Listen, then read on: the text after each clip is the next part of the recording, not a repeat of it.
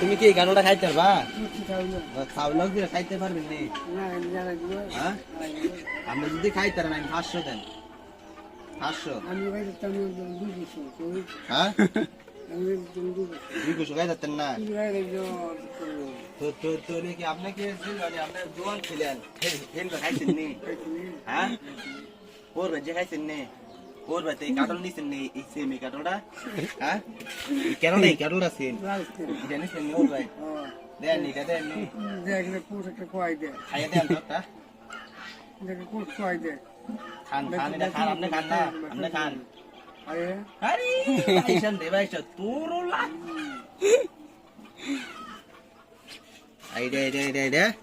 ইয়ো কারণ এটা একটা খান